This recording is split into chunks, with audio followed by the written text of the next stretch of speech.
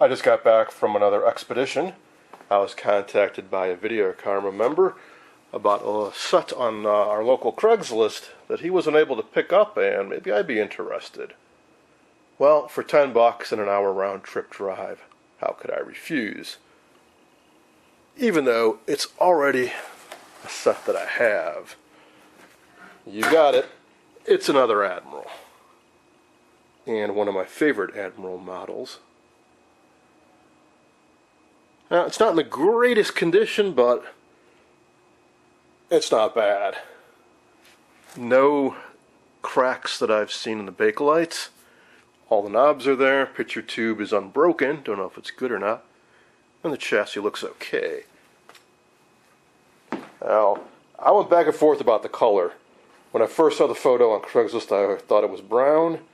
When I saw it in person in bright sunlight, I thought maybe it was black and just very dirty. Now I'm starting to think it's maybe brown again. So, but then again, now I know why I convinced myself it was black, is that the brown version should have a gold bezel, and the black has a white. So I think, well, it's hard to believe that this is jet black, but a little cleaning should settle that question one way or the other.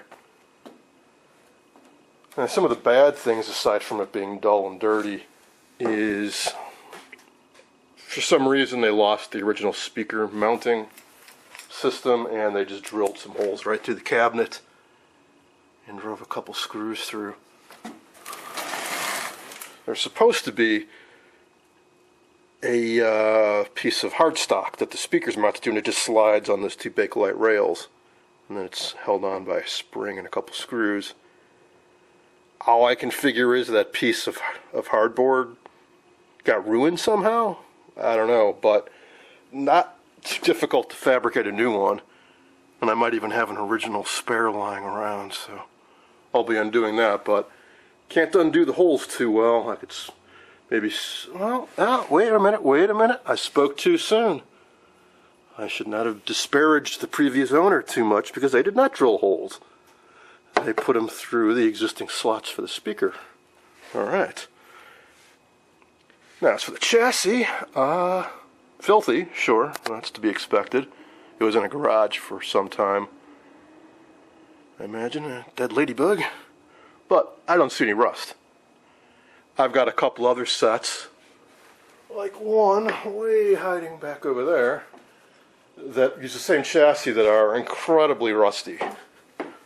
So it's a welcome change to have one that's corrosion free. Don't know if it works, don't know if it's been any work done to it. I'm inclined to think there probably has been some work though, because of the speaker. And check out those that wiring job, those are pretty modern. Crimp connectors there. So we shall see, we shall see. The other issue is it's missing the back. The brown version I think was earlier, and that came with a metal back. The black version had a hardboard, masonite, whatever you want to call it, back, with a metal cup over the CRT base, and then a hole, and there should be a disc on this to provide tension, and this is how you manipulate the yoke for centering. So part of this is gone. There should be, kind of a little hard to explain, but I got one lying around. I can show you what I'm talking about. This is what I was trying to explain. It should be like this. So I'm missing a cardboard disc. Obviously, no big deal to replicate that. And a little bit of metal goes through a hole and bends around. I'm sure I can replicate that, so hardly any big deal.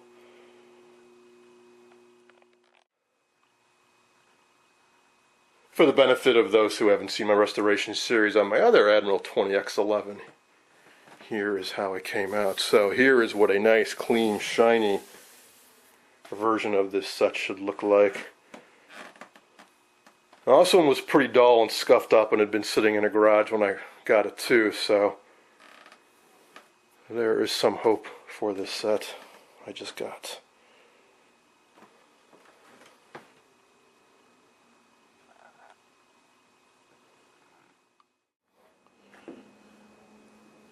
The first thing I want to do is just some basic cleaning with some warm water and dish detergent. And I'm noticing something rather odd. In the past, some of you guys have mentioned that TVs in my videos don't look like the same color as I described, like that Sonoris that I said was pink and white and it looks orange, and you're right, it does. Well, this sponge is purple, as purple as can be. I'm looking through the viewfinder and it's blue. Now I'm under a CFL right now, but that's some natural daylight coming through the windows as well, so I find that rather curious. I'll be interested to see what the final color this shows up as when the video is done processing. Alright, in the meantime, let's wipe this down. Well, not a whole lot of dirt coming off yet. So this should look as black as another cabinet, ideally. Or brown, I mean, either way. The label inside is all worn away. Otherwise, I could just tell by looking at that.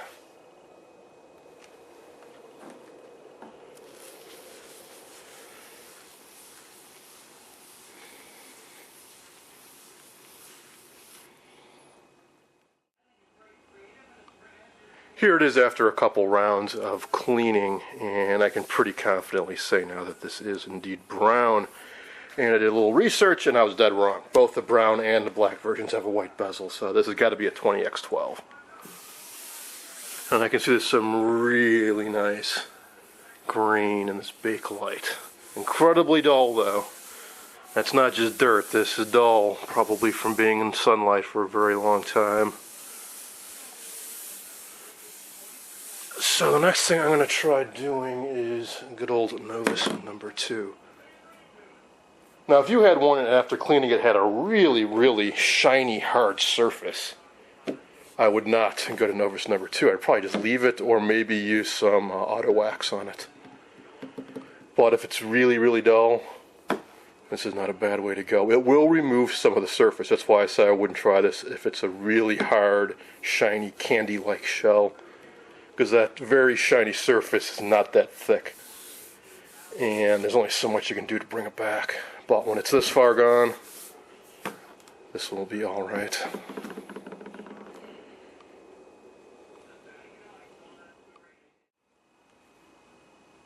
Here it is after a couple passes of the warm soapy water. Definitely got a lot of crud off of it. Fortunately the daylight is fading, but I can confidently say now that this is definitely brown. Could also say that I was dead wrong. Both the brown and the black versions have a white bezel. So this is an Admiral 20x12 for sure. I can see that there's some really nice green in this bakelite too. So what to do next? Well, if after cleaning this it exposed a really hard, shiny surface, I'll maybe just leave it or use a high quality car wax. But when it's really dull, the next thing I like to do is use a little Novus number 2, very fine abrasive.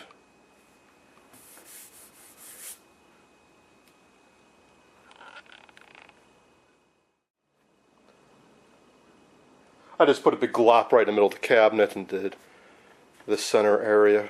Went around for a while. Seeing some nice brown goo that came off. I don't think that's so much dirt or nicotine or tar as it is just a little bit of the bakelite being abraded off. Alright, so now let's see what we get. Yeah, I can already tell it's going to come out nice. It's going to require a few more passes, but very few scratches in this.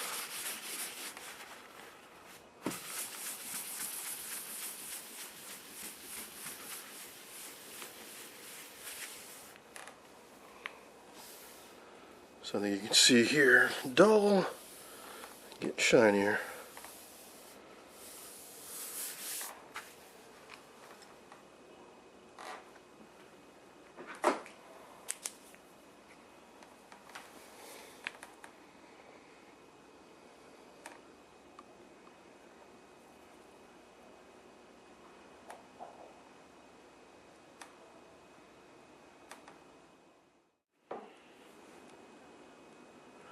Let's take a closer look at this chassis.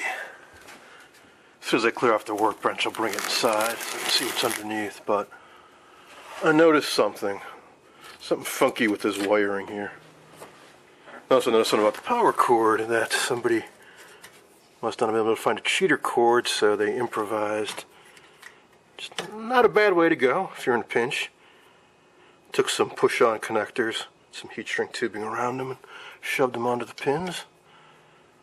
Wish the rivets were still there though, because if you do manage to get your hands on a cheater cord with the ears on it, you can heat it up and mush it over the rivets. It turns out quite nice. Anyway, so what is up with this? That's the speaker plug. This little itty bitty speaker. Actually, I was going to say it has a field coil. I bet that's not the original speaker.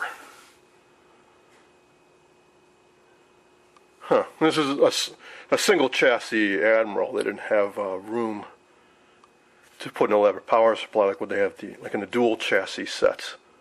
So the filter choke is the field coil and the speaker, but this is a permanent magnet speaker. So it looks like they probably salvaged the original Alpha transformer. And looks like they might have cut one of the ears off a little. And then they ran it through this mess. So we got 4 wires going in and only 2 wires going out. So I'm wondering, underneath this mess, there's got to be a power resistor inside there. And I don't know what material this is. It seems like it's insulating fiberboard. I thought maybe it was metal or something to dissipate heat, but no. So looking at that little green thing inside there is a power resistor meant to replace the field coil. A funky way of doing it. They must have shoved it. Okay, there's a couple power resistors. I see them now. They must have wrapped it in this fiberboard material to insulate it, so it wouldn't bump into the chassis and short out. But I bet from heat over time, this material's gotten very, very brittle. Yeah, well, hopefully I can track down an original speaker. Regardless, I will certainly do something a little bit nicer, a little bit safer than that. Now I'm really wondering what horrors might await me underneath this chassis.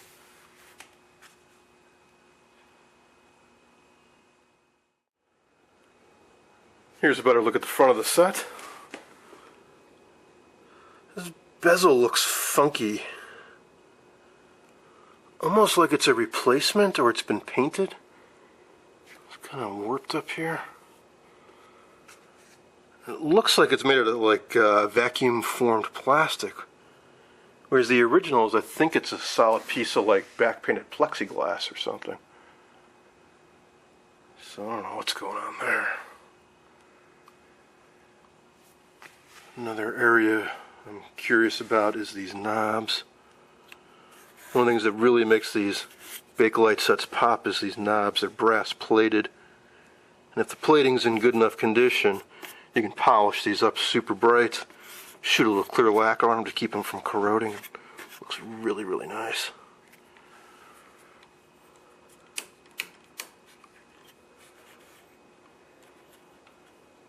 Oh, controls operate, that's a good sign. Channel clunker actually is quite easy to manipulate.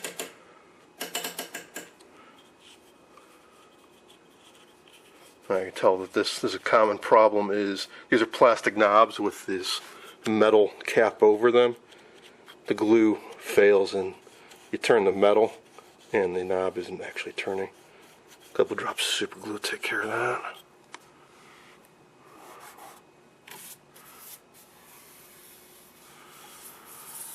No cracks though. That's the important thing. I'll take another look at my other set and compare the bezels on them.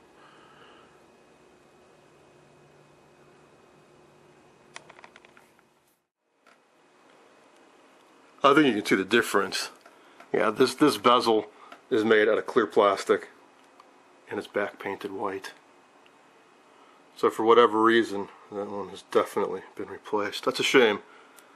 Obviously one of the most visible things in the set. Now it's not a horrible job. It's the right size, it looks okay, but it's definitely not the original.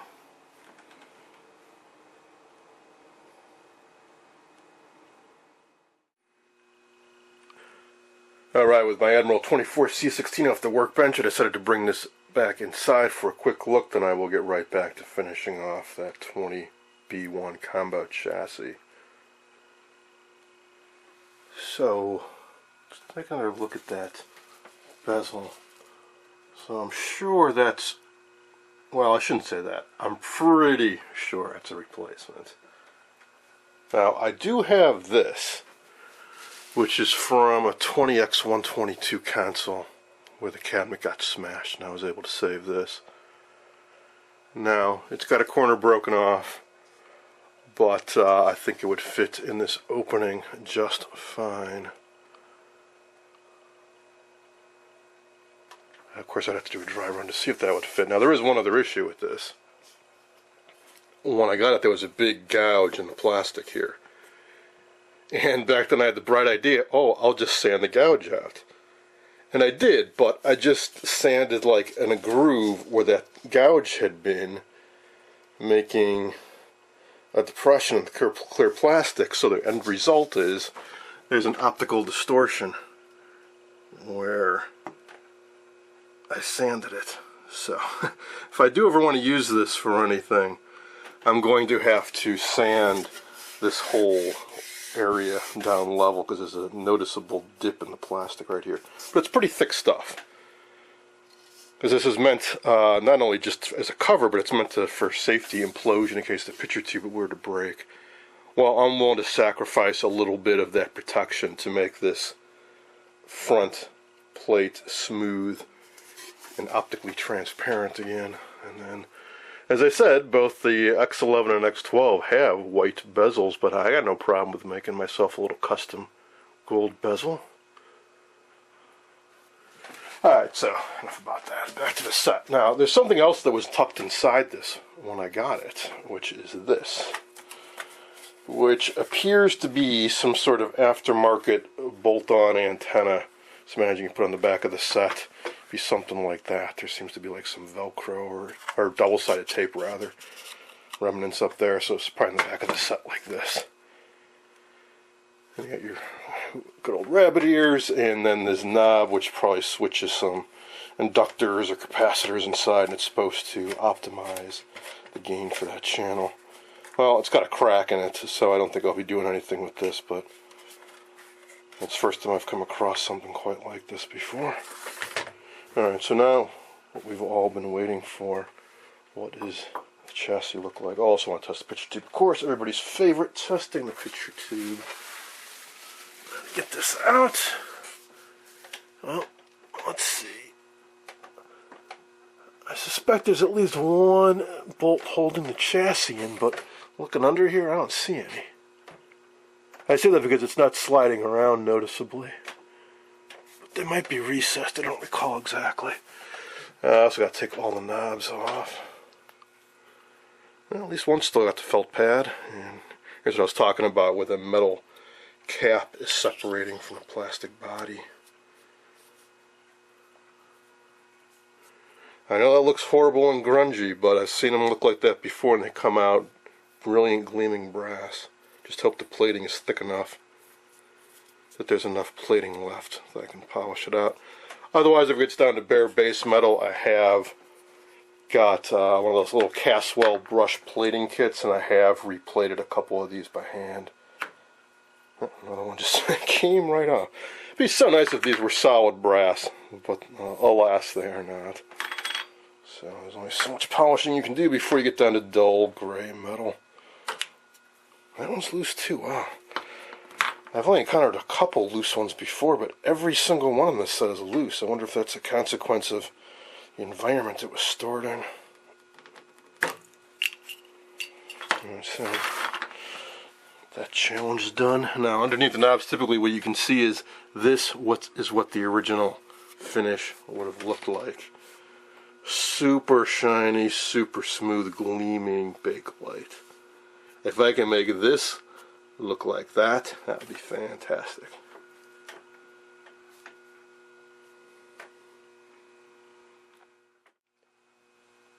I've got this set tipped on its side, so I can definitely see that there are some bolts holding it in place. One's missing up there in the front, but the other three are present. Also nice to see that all four of the original rubber feet are there. My other examples of this set, they were missing, and I had to replace them with some hard plastic. Now, to get these off, I don't recommend you tip the cabinet on its side. Instead, if you can, hang it over the edge of like a workbench or a table, and then use a socket wrench to get them out.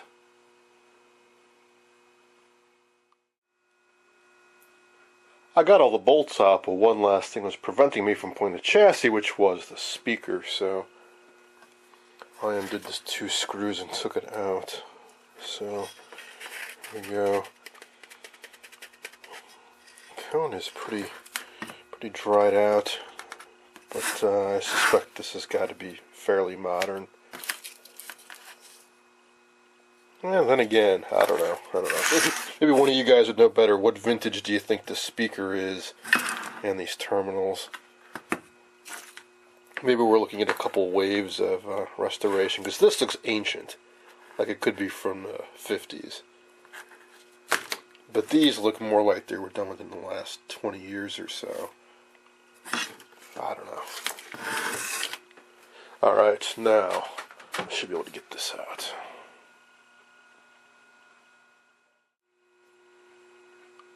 I got the chassis out, no problem, but before we take a look at it, I want to check out the cabinet. One, double check that there are no cracks in the bakelite anywhere, and I don't see any. Fantastic. And two, curious about that bezel. Now I'm getting confused, because it just looks too good. It looks like it's made for this set. I mean, the outline is perfect, matches up with the bakelite, all the holes, and it's got this original old crumbly foam.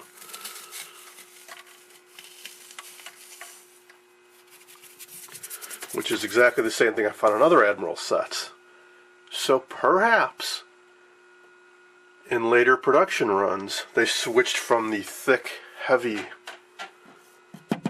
type to this, which appears to be a rectangle of like plexiglass and then a bezel that's separate behind it, separate piece of plastic. So instead of being reverse painted clear plastic, it's a big rectangle of clear plastic, and behind that is a separate molding of opaque plastic.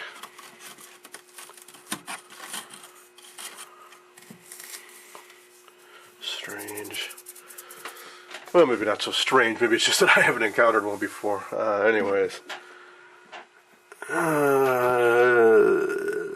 No. There's just not enough left of that label to glean any info. No date, no model, no nothing. Just a little bit of the tube chart. Alright. So, let's get to it. Chassis. Got a part number. Got, I presume, it's a serial number, 44,004. Does that mean that's how many of these they made? No idea. Chassis W, run 11. I can check that out, maybe, and see if there are more versions after 11. Kind of see where that lies in the production run. I also might find some dates on some of the parts in here. Well, so far, this part of it looks really good, especially compared to some of the other rusty versions I've seen. See, it's got the big old 6BG 6 tube inside there. It's filthy, but that's okay, because I don't see rust. I do see some paper, though, and it looks like it's been shredded by critters, which is potentially a really bad sign. There's another one of these. I found a couple of these floating around in the set, like aluminum spacers. I have no idea what that's from. Pretty sure it's not original. No, I've never seen these before in a vintage Admiral set. Maybe something to do with that speaker. So, I see shredded paper. Okay, maybe there's some evidence of droppings. What you don't want to see is shredded paper and a nest, and then just a huge area of just nasty built-up excrement and corrosion. But that's not the end of the world, one little spot. I bet the rest of this, clean all this off, it's probably pristine. Alright, get the cabinet out of the way and tip this on its side. Upon closer inspection, there actually is a bit of corrosion here and a bit here. That's something I've never seen before either. It's like a turnbuckle. All the Admirals have these cloth belts, but I don't recall ever seeing this before. Alright, well, here we go.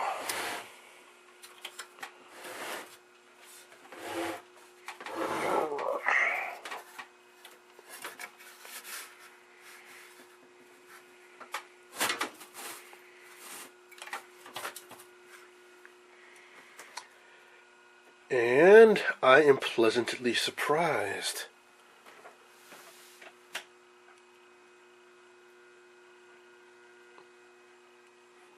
I mean, there's almost nothing that's been done to this. All I can see is that probably 1, 2, 3 caps have been replaced.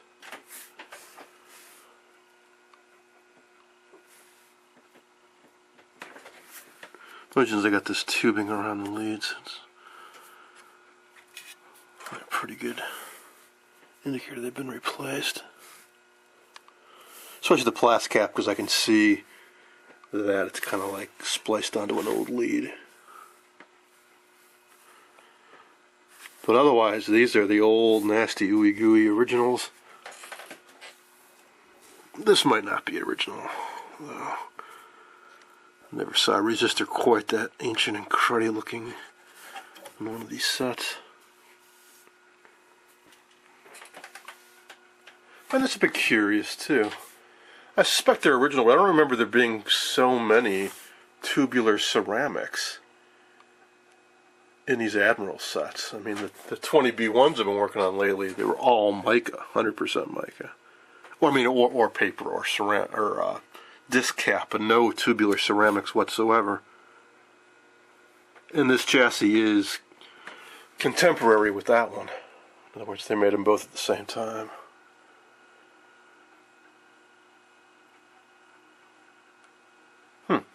Well, alright. Fantastic restoration candidate, that's for sure. But I don't think I'm going to try powering it up just yet. But what I will do is test the picture tube.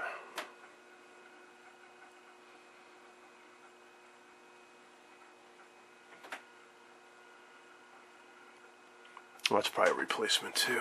Yeah, for sure. Again, spliced onto the old leads.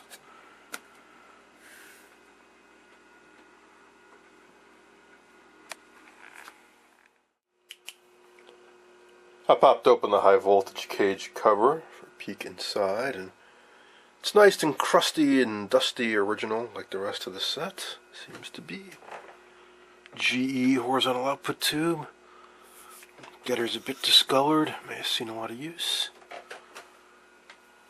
Flyback. Who can tell, but I'd get to find a bad flyback in any TV ever, so I'm not concerned about that. As for the picture tube, I cleaned the dirt off the base, and it turned out to be a General Electric. Some numbers on it, 7-30. If that's a date code, I don't think it'd be 47, but it might be 57. And I doubt it's the original. So that's a good thing. You know, better odds with the replacement having more life than the original, especially if the set's seen a lot of use. Well, let's find out.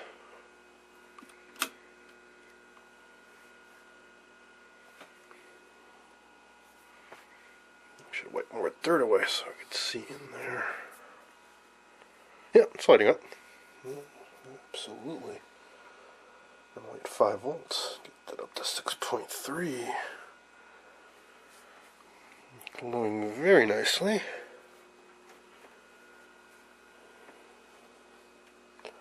HK shorts, we are good. G1 shorts, we are good. Cut off.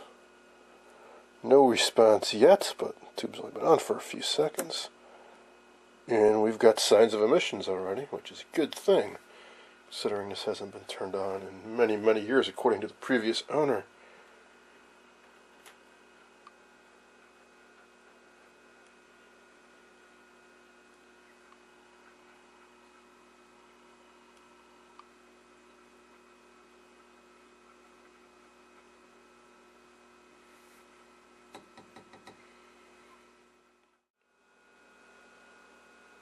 It's only about 30 seconds later, and this is coming to life nicely. Back to cutoff. Getting some reaction out of the cutoff control. Emissions steadily climbing. Not worried about that needle jumping around. I've seen that before. These things just need to cook for a while, burn off the crud and kind of come back to life. In fact, I'm up to 6 already after less than a minute. It's a very good sign.